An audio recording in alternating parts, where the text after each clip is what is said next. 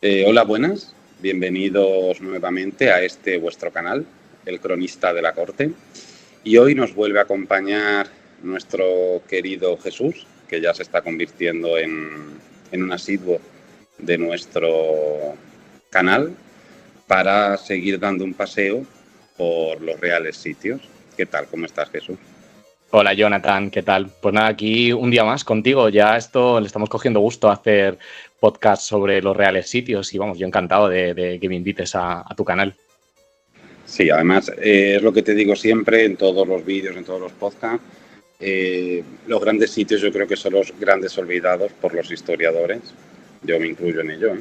Y esto me está gustando descubrir contigo los reales sitios y seguramente a la gente que nos sigue pues también. El último vídeo podcast que hicimos fue el del Palacio Real. Eso es. Y ahora pues vamos a dar un paseo por el real sitio de la Granja, que yo, como te estaba comentando antes al principio, yo a veces pronuncio mal la segunda parte, digo Ildefonso y es Ildefonso, la granja de San Ildefonso. Lo de los niños, ¿no? Los niños estos de la lotería. Y aquí yo fíjate que la primera vez que yo descubrí este real sitio fue por los acontecimientos de la granja, que ocurren porque estaba el rey Fernando muy malito, a punto de morir, y luego ya por los otros acontecimientos que ocurren, siendo ya su esposa reina gobernadora. Eso es por lo que yo empecé a conocerlo. Así que estoy deseando que nos empieces a contar como cronista de los reales sitios lo que nos quieras contar de la granja. Bueno, vaya por delante que el cronista de la corte eres tú. y bueno, pues fíjate que yo me voy a remontar mucho antes porque ya nos contarás luego si nos da tiempo un poco más acerca de estos episodios de La Granja. Yo me voy a remontar un poco más a los orígenes. De primeras decir que, bueno, que esto no deja de ser, bueno, pues un paseo por los reales sitios pasando muy de puntillas, con características muy genéricas y bueno, con anécdotas o lo que más destaca de cada una de las estancias, pero bueno, luego con esto se puede profundizar todo lo que se quiere y más. Hay mucha bibliografía, hay mucho escrito, hay muchos documentales también publicados y de los que yo un poco me he servido siempre, porque como ya comentaba yo al principio, yo soy un gran amante de todo esto y tengo, bueno, pues pilas de libros y un montón de documentales que me he visto, de programas de televisión que ha habido al respecto, de podcast también incluso, y se puede profundizar todo lo que se quiera. Esto pues no deja de ser una visión genérica para que, bueno, pues como decíamos siempre, gente que le pueda interesar y pues picarle un poco la curiosidad y quiera ahondar un poquito más, ¿no? Entonces, bueno, empezamos con el titular que era el Palacio Real de Madrid, el Palacio de Oriente en el anterior capítulo, y ahora vamos a dar un paseo pues efectivamente por el real sitio de la Granja de San Ildefonso, que está en Segovia, un lugar que es muy emblemático, es realmente bonito, o sea, es un sitio muy especial.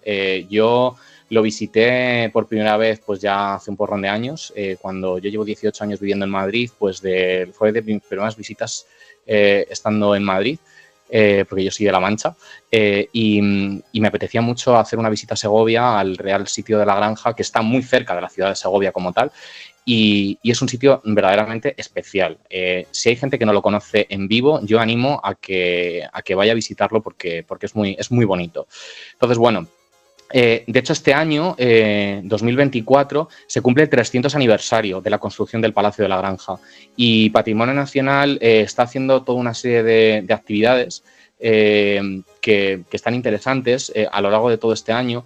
A mí me gustaría que no acabe el año 2024 sin hacer una nueva visita para disfrutar de algunas de estas actividades, porque hay algún itinerario específico, se están abriendo algunas estancias que por norma general no están abiertas al público. También creo que hay algún ciclo de conferencias y demás, y bueno, está interesante. Lo que pasa es que, bueno, hay que tener tiempo para esto. Pero bueno, animo a la gente que disfrute de este 300 aniversario y que acuda. El Real Sitio como tal se llama el Real Sitio de la Granja de San Ildefonso y luego también está el Bosque y el Palacio de Riofrío. Todo esto está en un mismo paraje, en Segovia, a los pies de la Sierra de Guadarrama y te comentaba al principio, Jonathan, que me hubiera gustado como hacer un recorrido de los dos palacios que están en este mismo sitio. Lo que pasa es que creo que el podcast se va a hacer un poco largo, con lo cual luego probablemente más adelante, cuando hablemos de otros reales sitios, pues ya entramos más en detalle con el Palacio de Riofrío y hoy nos centramos únicamente en el Palacio de la Granja. Entonces, bueno, como decía, este palacio se ubica, pues esto, a los pies de la Sierra de Guadarrama, que es lo que separa, es una cadena montañosa que separa, digamos, lo que es la Comunidad de Madrid de la provincia de Segovia, y fue aquí donde Felipe V, que fue el primer rey de la dinastía Borbón que llegó a España, tras el fallecimiento sin herencia de Carlos II de Habsburgo y tras la Guerra de Sucesión Española, pues finalmente fue Felipe V, que fue nieto del rey Sol, de Luis XIV de Francia, el que acabó siendo el titular inicial de la dinastía Borbón en España, ¿no? Y bueno, esto lo habíamos comentado en algún podcast anterior, que él venía de esta corte versallesca tan fastuosa, que nada tenía que ver con la corte más austera de lo que era la dinastía de los Habsburgo, y quiso hacer a imagen y semejanza de esos entornos palaciegos donde él se había criado en Francia, pues algo parecido aquí en España. Por eso se le dice que Palacio de la Granja se le llama el Versalles español, porque está muy a imagen y semejanza de lo que puede ser pues, ese Palacio de Versalles, esos jardines que hay en París, y él lo quiso hacer, bueno, pues para rememorar un poco todo lo que él había vivido en su infancia, que estaba más ligado a esos gustos que él tenía, en una época donde ya estamos pues en el barroco tardío, donde ya el rococó empieza a florecer y donde, bueno, pues todas las decoraciones son fastuosas, muy repujadas, los dorados, las fuentes, los jardines. Veníamos, bueno, pues de una época previa, pues más renacentista, una época más renacentista, donde en España todo era más austero, todo era más rectilíneo, todo era más sobrio, y aquí pues era como todo este esplendor decorativo, brillaba en París, y Felipe V quiso que brillara también aquí en el Palacio de la Granja, ¿no? Entonces, los dominios de este lugar donde se acabó construyendo este palacio en su época, que estamos hablando pues de siglo XVIII, de principios del siglo XVIII, era un paraje que se llamaba el paraje de Balsaín, y ya pertenecía, y ya eran dominios de la Corona de Castilla en su momento. De hecho, aquí el propio Enrique IV de Castilla, que era hermano de Isabel la Católica, utilizaba todos estos parajes como lugares de caza, porque aquí hay todo un paraje de bosque y de naturaleza, con una gran fauna para labores de caza muy tradicional, y aquí ya, pues eso, en tiempos de Enrique IV de Castilla, se utilizaba para esto. Y había una ermita pequeña dedicada precisamente a San Ildefonso. Y fue por ello por lo que se acabó denominando el Real Sitio en estos tiempos de Felipe V como el Real Sitio de la Granja de San Ildefonso. Entonces, bueno, todo este proyecto lo empezó él, lo empezó Felipe V, y lo disfrutó, porque por ejemplo el Palacio Real de Madrid, que es el que comentábamos en el podcast anterior, él también fue el que mandó construir este palacio tras el incendio que se produjo en el Alcázar, pero Felipe V nunca llegó a residir como tal en el Palacio Real de Madrid. En cambio, en el Palacio de la Granja sí que llegó a frecuentarlo, y mucho.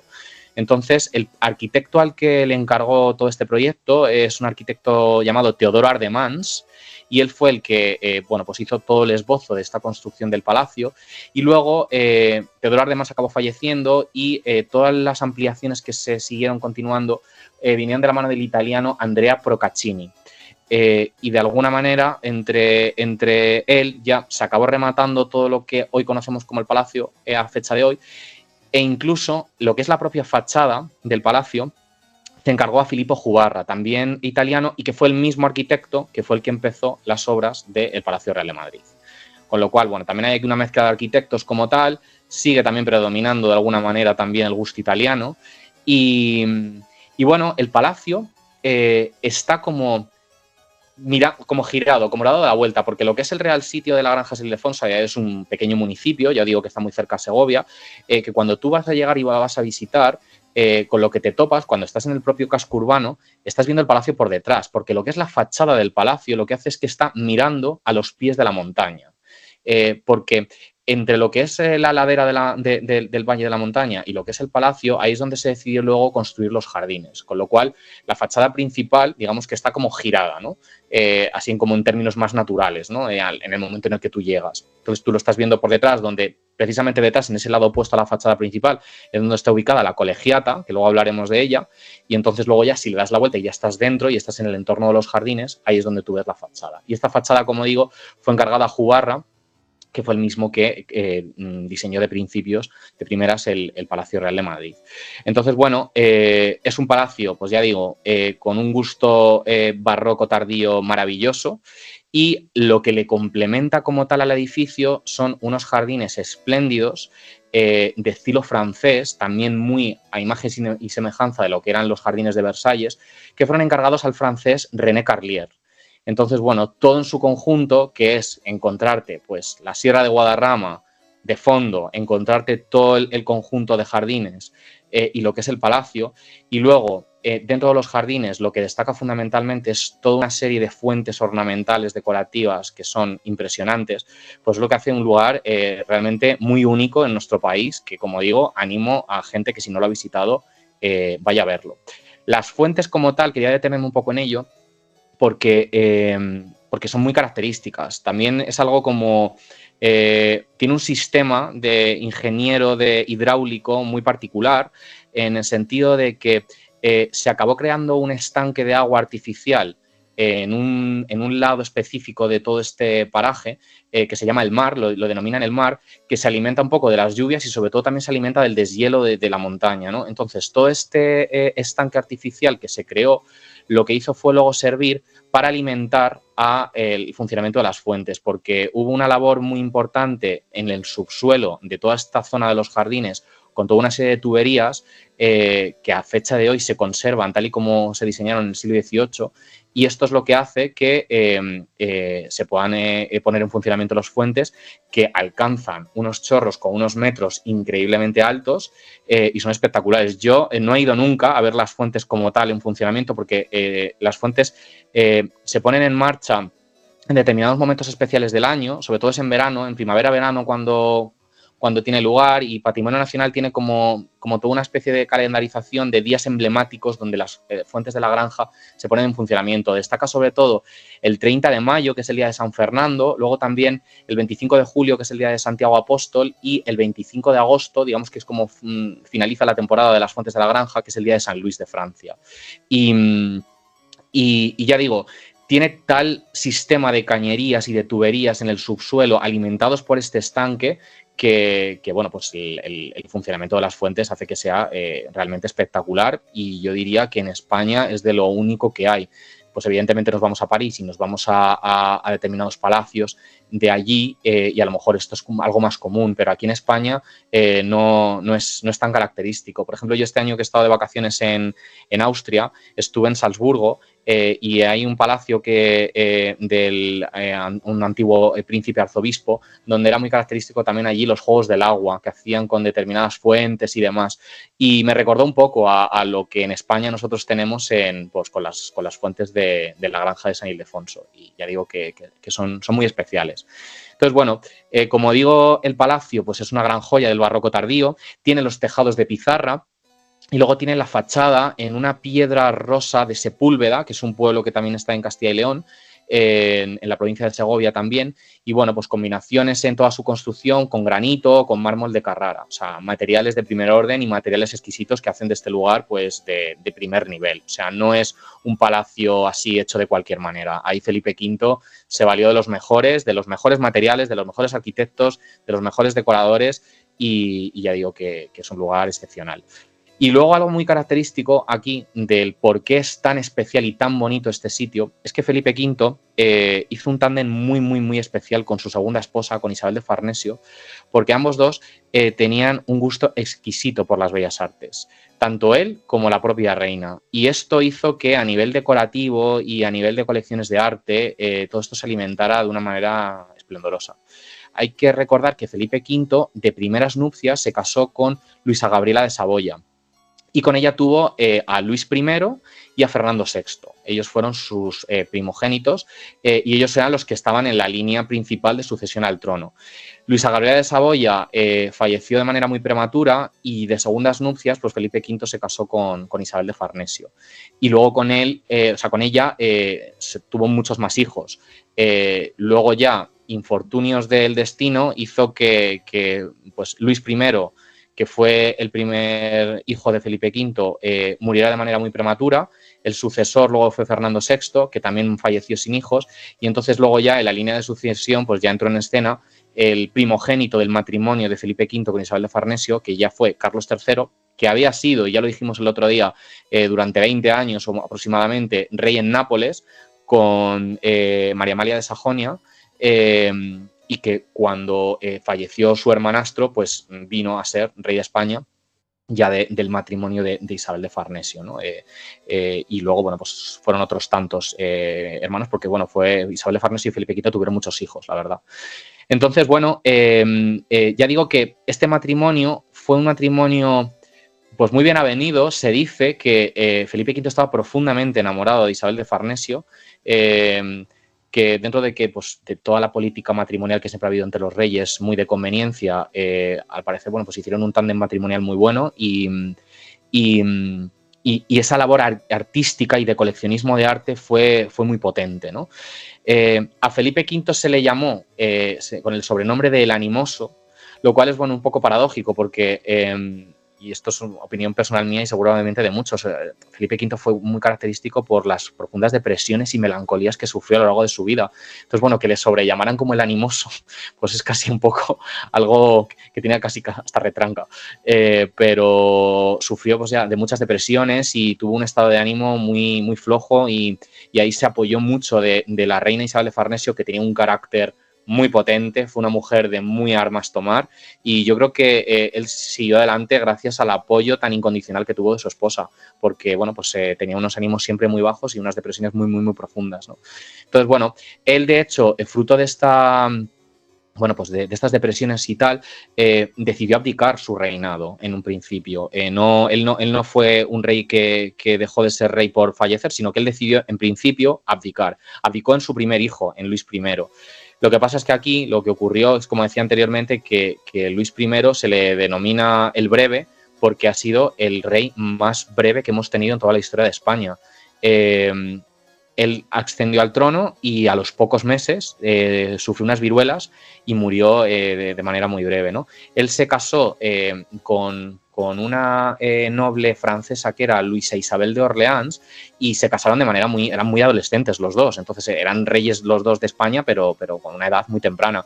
Y ya digo que a los pocos meses acabó falleciendo Luis I. Entonces, ¿qué ocurrió? Que Felipe V, que su idea era haber abdicado, retirarse a la granja, en su gran palacio que él había construido a imagen y semejanza de los palacios de Versalles, de los jardines de Versalles, y haberse retirado ahí, pues no le quedó otra que volver al trono. Entonces volvió al trono y de alguna manera decidió que el palacio de la granja se convertía ya para él como en el palacio titular donde residir.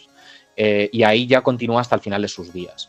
Entonces, bueno, acabó muriendo, pero esa abdicación y ese retiro que él quería para dedicarse a disfrutar de su palacio sin ser rey no lo pudo conseguir porque ya digo que su hijo Luis I pues, murió de manera muy breve. Luego ya a la muerte de Felipe V pues ya le sucedió Fernando VI.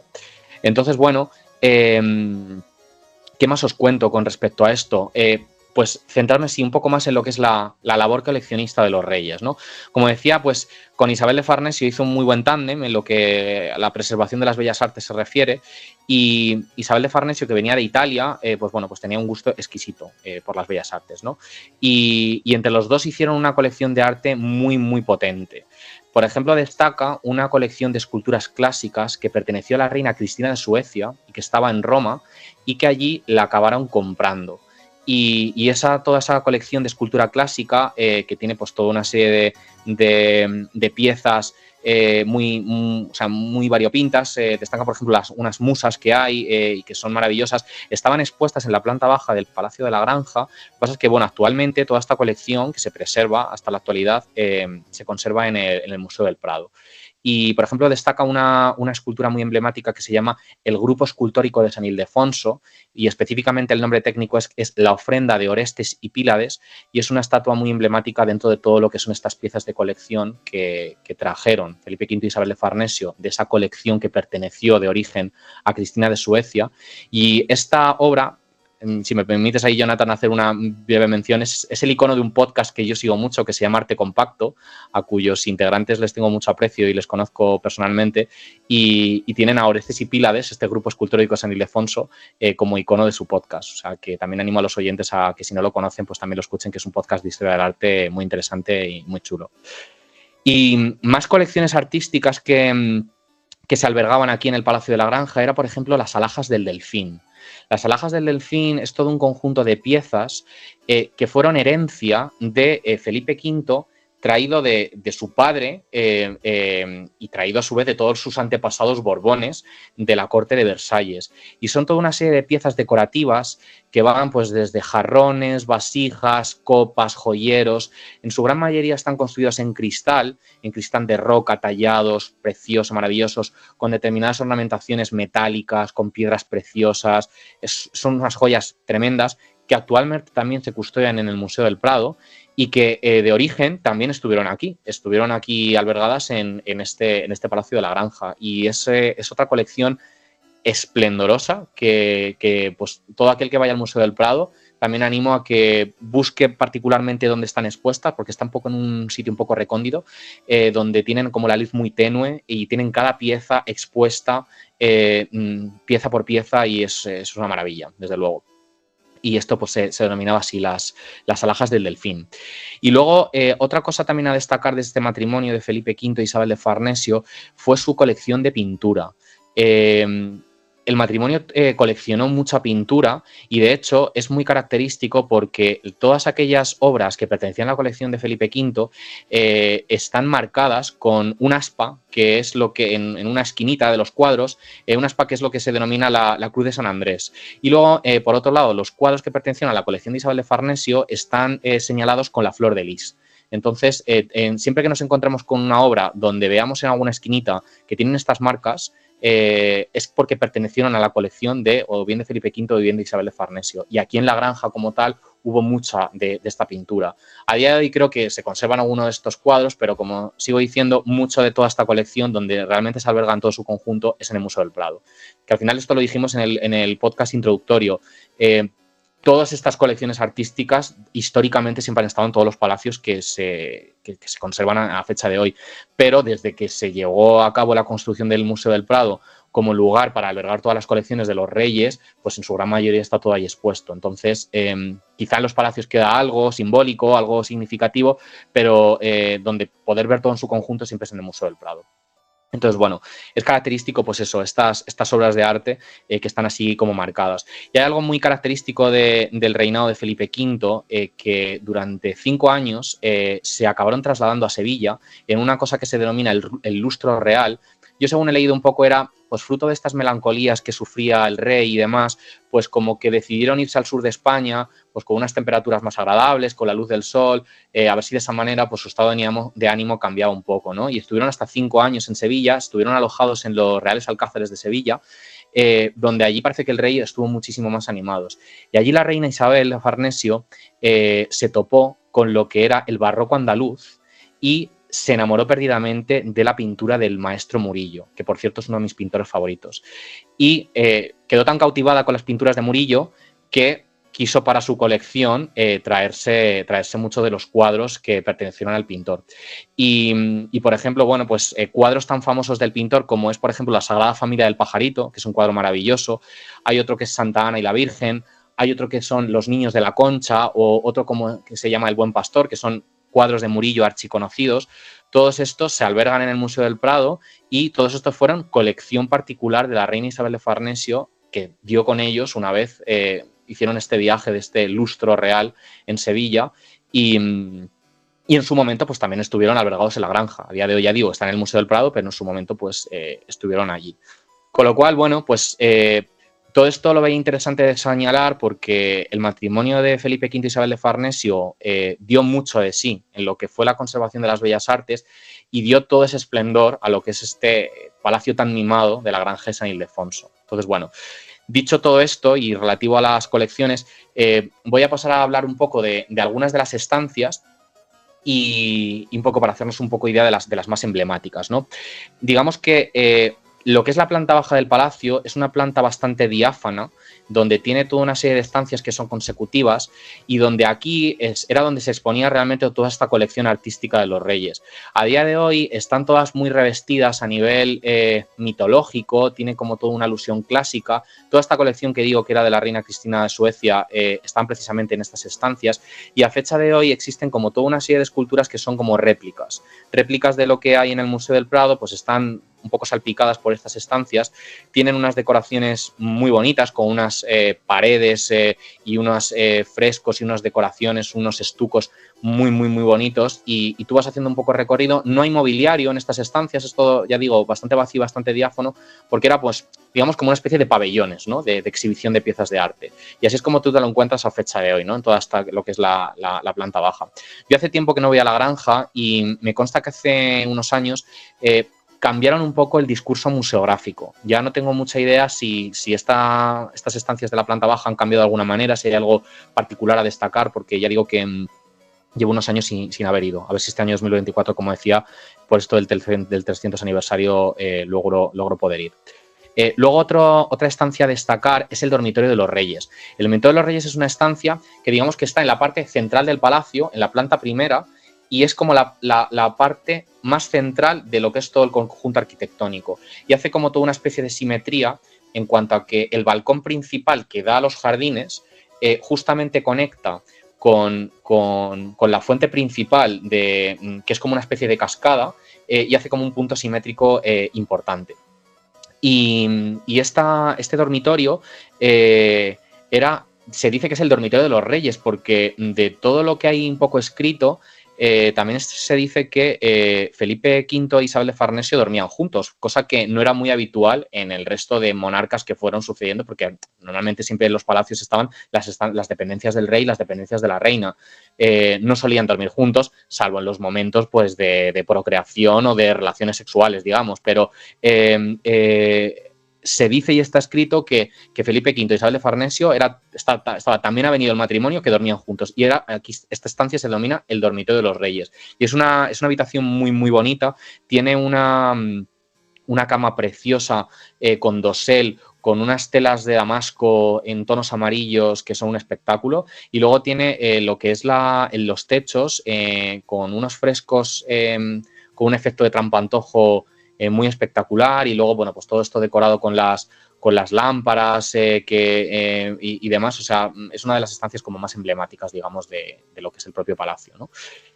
Luego otra estancia característica del Palacio de la Granja es el Salón de Lacas, que es una estancia pequeñita que está como todo forrado en marquetería y tiene toda una serie de decoraciones orientales. Aquí también la reina Isabel de Farnesio tiene un gran gusto por el arte chinesco y el arte oriental, y en esta estancia del palacio, que se llama el Salón de Lacas, predomina todo esto, ¿no? Es una estancia pues muy pequeñita, pero toda completa y repleta de decoración muy en madera, con todas estas pequeñas emblemas chinescos, ¿no? Digamos. Y luego he pasado muy de puntillas con el tema de las fuentes, pero bueno, quería un poco mencionar un poco con mayor profundidad. Ya digo que las fuentes es lo que le da, pues, todo este esplendor a los jardines. En toda esta parte exterior destaca lo que se llama el parterre, que es como un jardín que es muy próximo a lo que es la fachada principal del palacio, y de aquí hay como un eje principal transversal que es como la cascada, ¿no? Esta cascada hace como una especie de escalonado, de peldaños, y luego en lo alto hay una especie de templete que se llama el cenador, donde allí pues estaba un poco destinado a escuchar música.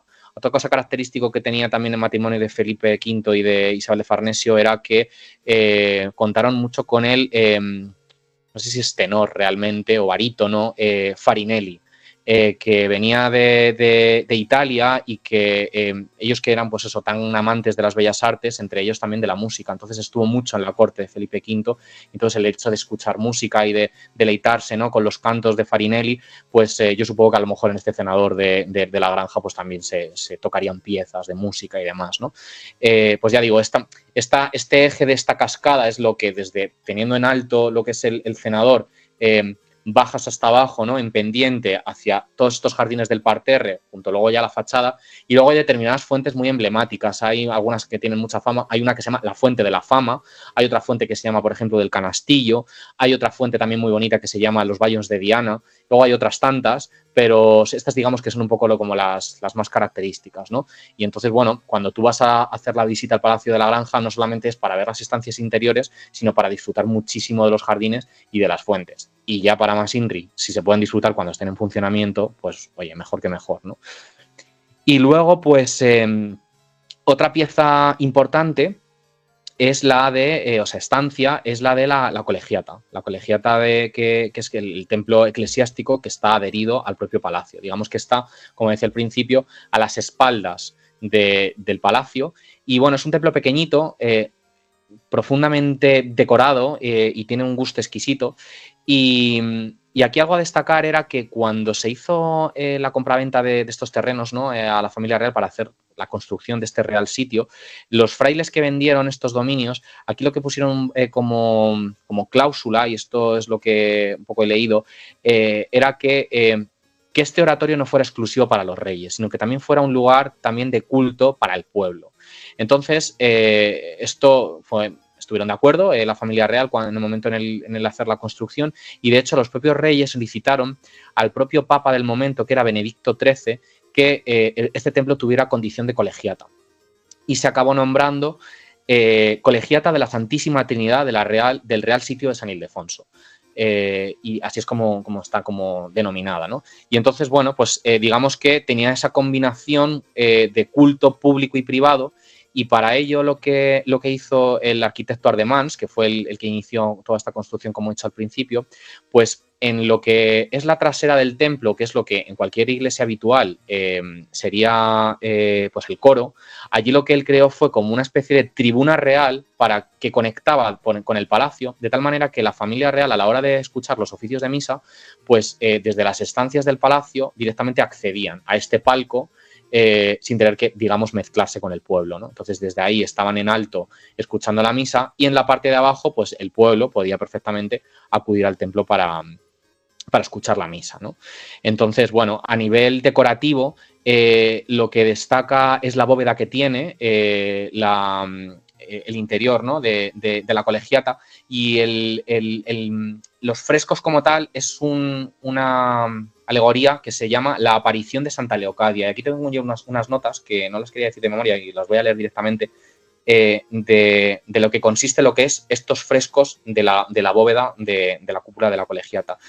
Ya digo que se dice que se titula La aparición de Santa Leocadia a San Ildefonso, y se dice que San Ildefonso libró al rey Enrique IV de morir de las garras de un fiero animal cuando cazaba por estos parajes, y por esta razón mandó levantar en el lugar una ermita bajo la advocación del santo, que será quien le dé el nombre al real sitio.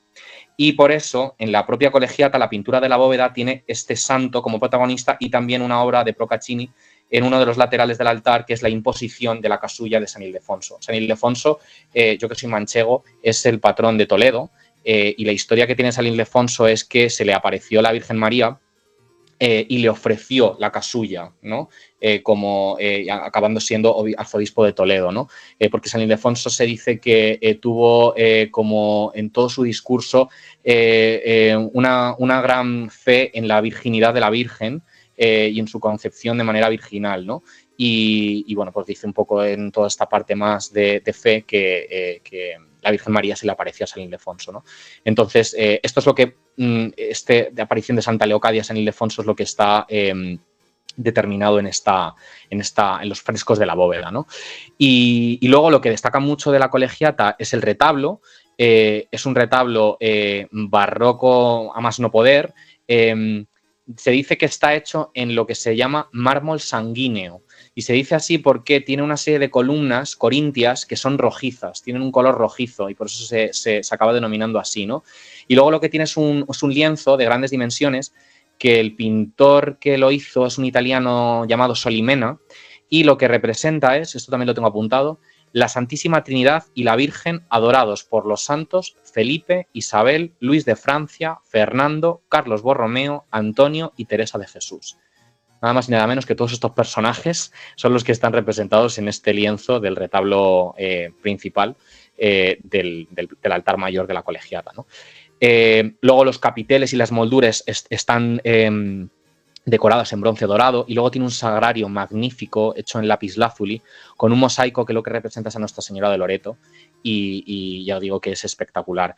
Hay mucha gente que se suele casar en la colegiata de San Ildefonso, y la verdad es que es un templo maravilloso, o sea, para poder celebrar una boda magnífica, es un templo espléndido. Y luego en una de las capillas laterales que tiene la colegiata, porque ya digo, no es muy grande, realmente no es un templo muy grande, cabe destacar una capilla donde está el mausoleo. Y el mausoleo porque es que aquí es donde están enterrados Felipe V e Isabel de Farnesio. Felipe V es de los pocos reyes que no están enterrados en el monasterio del Escorial. A él también le sigue su hijo Fernando VI, que tampoco quiso enterrarse en el Escorial y que está enterrado en la iglesia de Santa Bárbara en Madrid, que es lo que venía siendo el convento de las Salesas Reales, que fue un convento fundado por su esposa, Bárbara de Braganza, que era de origen portugués, y que actualmente es lo que alberga la sede del Tribunal Supremo. Entonces, donde a las espaldas de lo que era el convento de las Salesas, que es lo que es actualmente el Tribunal Supremo, es donde está la iglesia de Santa Bárbara, y ahí es donde Fernando VI y Bárbara de Braganza están enterrados. Pues lo mismo ocurrió con su padre, con Felipe V. Felipe V se quiso enterrar allí, e Isabel de Farnesio, por ende, también quiso enterrarse con él. Entonces, en esta capilla anexa lateral a la colegiata es donde hay un mausoleo precioso hecho en mármol, ricamente decorado, donde justamente detrás están los sarcófagos incrustados en la pared, ¿no? Digamos, no se ven como tal, o sea, lo que tú ves es como pues es todo este cenotafio, creo que se llama así, ¿no? Donde muy prominente, ¿no? A nivel decorativo, ¿no? Y luego, por ejemplo, otra reina que tampoco está ya un poco por hilar, que tampoco está enterrada en el Escorial, es la reina consorte María de las Mercedes, la esposa de Alfonso XII. Ella en el siglo XIX fue promotora de la construcción de la Catedral de la Almudena, que por cierto, voy a servir este podcast para corregir un dato que dije de manera incorrecta en el anterior, porque dije anteriormente que la Catedral de la Almudena, el exterior era neobarroco y el interior neogótico, y no, el exterior no es neobarroco, el exterior es neoclásico. Y tiene una decoración que va muy en línea a nivel estético con el Palacio Real. Fue una catedral muy reciente en el tiempo porque empezó a promoverse en el siglo XIX y realmente la construcción se finalizó en el siglo XX. De hecho, fue santificada, o por así decirlo, por el Papa Juan Pablo II en los años 90, si mal no recuerdo. Entonces, y María de las Mercedes fue promotora de la construcción de este templo y ella quiso ser enterrada allí. Ella, cuando falleció, fue enterrada en el monasterio del Escorial, pero no sé si fue a principios de los 2001, creo recordar, se cumplió su expreso deseo y su cuerpo fue sacado del Escorial y está enterrado justo a los pies de la Virgen de la Almudena. En la capilla lateral de la Almudena, a los pies está todo donde está el mausoleo donde ahí está enterrada. Entonces, son de los poquitos reyes que no están enterrados en el Escorial. Y aquí digamos que un poco el que promulgó esto de alguna manera pues fue el Felipe V, quisiendo ser enterrado aquí en la granja de San Ildefonso, que era bueno, pues su gran palacio del alma, ¿no? Digamos. Y bueno, pues esto es un poco el palacio de la granja. No quería terminar tampoco el capítulo sin hacer mención a la Real Fábrica de Cristales de la Granja de San Ildefonso, porque fue algo muy destacado y que a fecha de hoy sigue vigente y está muy cerca del palacio realmente. Es un lugar al que yo tampoco he visitado. Aquí hay que destacar que a la llegada de los Borbones lo que se puso muy en boga fue las reales manufacturas. Y estaban las reales manufacturas de cristales, ¿no? que tuvo su sede aquí en Segovia, en la granja. Luego también estaba la Real Manufactura de Tapices de Santa Bárbara, en Madrid, o la Real Manufactura de la Fábrica de Porcelanas del Buen Retiro también, ¿no? Entonces, todo esto fue promulgado por la dinastía de los Borbones a partir de Felipe V, Fernando VI, Carlos III, sobre todo. Dieron muchísimo impulso, porque esto era algo que en la dinastía Borbón en Francia estaba de una manera muy consolidada. Entonces, toda esta dinastía Borbón que llegó a España, pues también quiso de alguna manera promulgarlo. Y en Segovia, en la granja, se creó, pues esto, la fábrica de cristales. mucha gran variedad de lámparas tan fastuosas, tan increíbles que hay en los palacios, el Real de Madrid, el Palacio del Pardo, la Granja de San Ildefonso, muchos provienen realmente de aquí. No todas, porque otras lámparas provienen de otras fábricas, pero muchas vienen de la Real Fábrica de Cristales de la Granja. Y ya no solamente se hacían lámparas, sino que se hacían pues cristalería. O sea, destaca mucho la técnica que tenían del soplado, ¿no? Creo que se llama así, en cuanto a toda la creación pues de copas, de jarras, de vasijas y demás, y luego también incluso de espejos. Entonces, bueno, esto es una fábrica que a fecha de hoy me consta que sigue vigente.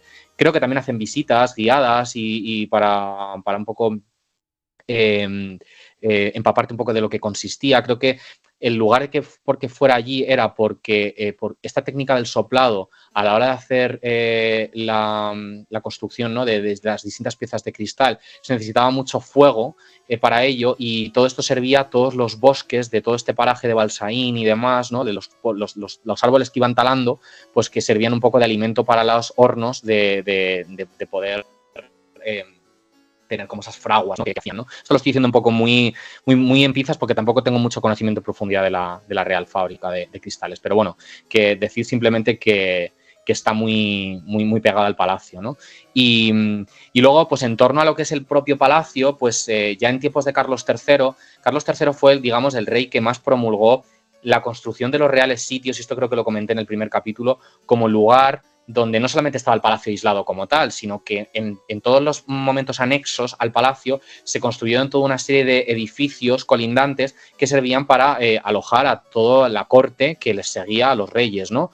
Pues todas las guardias, los criados y demás, ¿no? Entonces, los reales sitios en tiempos de Carlos III se acabaron convirtiendo casi pues en mini ciudades, ¿no? Digamos, y esto es muy característico en Aranjuez, que ya cuando hablemos de Aranjuez lo veremos, pero aquí en la Granja de San Ildefonso también lo es. De tal manera que cuando tú llegas al real sitio, no te encuentras el palacio aislado como tal, sino que te encuentras toda una serie de edificios colindantes que están pegados al palacio y luego incluso están encerrados por una gran reja de forja inmensa que no hace mucho hubo un accidente de tráfico y tuvieron que restaurarla. No sé si esto lo dije en un anterior capítulo, creo que en el primero lo voy a decir. La arreglaron hace poco porque hubo, pues eso, alguien se dio un golpe y dio a parar contra la propia verja. Entonces esa verja se abre y ahí es donde alberga estos edificios colindantes que luego ya dan a parar a lo que es el palacio. Tú ya le das la vuelta y entonces tú ya te encuentras con la fachada prominente de Jugarra mirando a esa cascada en pendiente, a todos esos jardines y de fondo a lo que son las montañas de la Sierra de Guadarrama.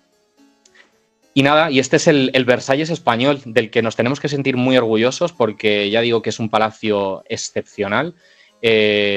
No todas las estancias del palacio están tampoco abiertas al público. Me consta, por ejemplo, que hay una estancia que es el Salón del Trono, al que a mí me encantaría ver alguna vez en persona, y no está abierta al público. Y hay algunas estancias pues, de todos los libros que yo tengo y demás, y que yo he bicheado un poco, pues hay un montón de estancias muy bonitas, pero que no están en el itinerario abiertos al público, ¿no? Entonces, bueno, tienen un itinerario, desde mi punto de vista, un poquito escueto, porque creo que se podían abrir más estancias al público para enseñar más. No sé si ahora, ya digo, con este 300 aniversario, con esto de que hay determinados itinerarios extraordinarios que han hecho, hay mayores estancias. No me consta demasiado, porque creo que lo que se enseña ahora es algo relacionado con las guardillas y demás, y tema de los tejados y todo. Pero bueno, hay determinadas estancias que me consta que no sé si están a lo mejor realmente desalojadas, y lo que yo he visto en determinados libros de historia ya no se conserva así, ¿no? A lo mejor pues en tiempos del franquismo o en tiempos más pasados, pero tiene muchas más estancias de lo que actualmente tú puedes visitar, ¿no? Y puedes ver. Pero bueno, lo poco que se puede ver, que no es tampoco, para la redundancia, es de primer nivel y oye, yo animo a todo el mundo a que vaya a visitarlo. Así que nada, no me enrollo más. Jonathan, esto es el real sitio de la Granja de San Ildefonso. Ya nos detendremos más adelante en Río Frío en otro podcast. Vale, pues no te has enrollado mucho, ¿eh? O sea, no te enrollas, porque nunca te enrollas. La verdad que siempre te digo que me parece muy interesante y es verdad. Pero creo, ya lo veremos cuando lo edite, que es el vídeo más corto. O sea, que no ha sido tampoco tan largo. No, el otro del Palacio Real que hicimos dio más de sí, ¿verdad? Sí. Y también es verdad que la granja es más pequeñito. Fíjate que cuando tú estabas diciendo eso de que Carlos III generó estas ciudades, ¿no? Estas poblaciones alrededor de los reales sitios, esto le viene de su época de Nápoles, cuando él fue Carlos VII de Nápoles y se generó todo aquello de Caserta, Portici, todo esto, que él fue el que fue, por ejemplo, Portici es un palacio, ¿no? Es como lo llaman Regia de Portici, el Palacio Real de Portici, un real sitio de allí, que se construyó un poco como para intentar promover la monarquía, la recién fundada monarquía napolitana, bajo la figura de Carlos VII, futuro Carlos III, y de promover también el monarquismo o el sistema monárquico en la cuenca del Mediterráneo, que fue desastroso todo aquello porque coincidió con la guerra de sucesión de Austria, de Polonia, etc. Entonces eso lo viene de ahí. Lo bueno que tuvimos con Carlos III es que ya fue rey en otro sitio. Ya venía entrenadísimo, ya tenía el máster hecho en rey, absolutamente. 20 años creo que fue lo que ya venía ya de trayectoria por ahí, ¿no?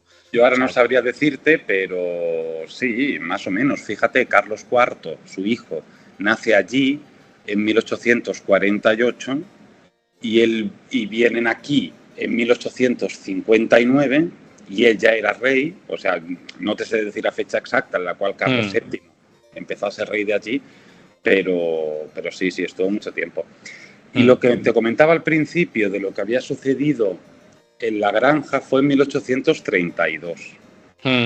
Fernando VII, que estaba muy enfermo, como casi siempre, porque Fernando VII llegó un momento que caía enfermo constantemente, le daban como coágulos de sangre. Tenía internos como una especie de coágulos. Es más, él murió de una cosa de esas, un coágulo que se le paró en el cerebro.